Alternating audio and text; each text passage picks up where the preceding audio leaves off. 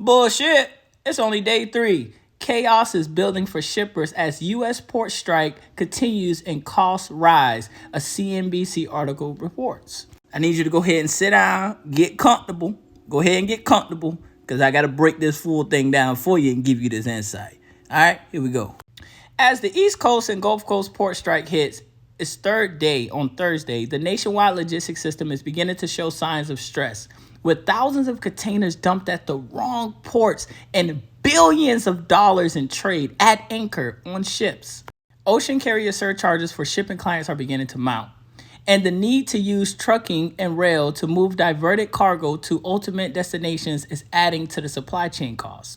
The building chaos is occurring with no signs that the International Longshoremen's Association and United States Maritime Alliance are back at the negotiating table in an attempt to work through significant differences on wage increase levels and use of port automation, despite consistent efforts by the Biden administration to get the parties back into collective bargaining. Man, the ILA standing on business. Roughly 2,000 shipments may have been dropped at port that was not their intended destination.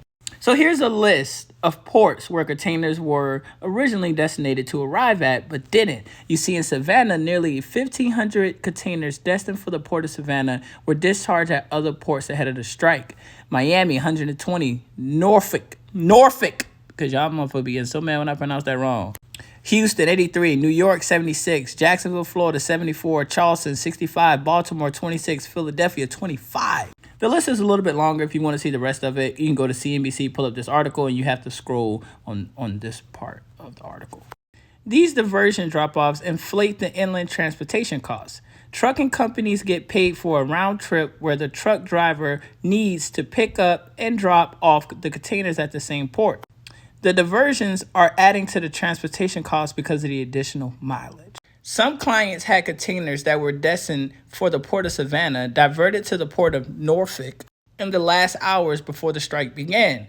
A once original 10-mile round trip for their truck driver moving a container in Savannah would cost $300. But now with the diversion to Virginia, the round trip is almost 1,000 miles, which increases the cost to $2,000 to cover the fuel and time on the road. Like I covered in the video before, that this was going to affect truck drivers as well as consumers of these goods. And things are starting to get a little bit costly. It says here, in most cases, little warning was given by the ocean carriers, which left many shippers scrambling to produce last-minute trucking capacity in congested ports they did not have familiarity with. Why are you laughing? And I know you're like, we're in day 3. How bad could it really be, Shane? Well, ask companies like Walmart, Mazda, Subaru, Amazon, Home Depot, Nike, and the list continues. Pause the video so you can see the list of these companies. And you can pause the list right here to see these companies as well. There's also a lot of products being affected by this whole strike. Some of the top product categories on these vessels are iron, steel, furniture, bedding, fresh fruit, toys, apparel, and electronics. The number of inbound vessels continue to go up. 368 inbound vessels on October 1st, up from 348 on September 30th.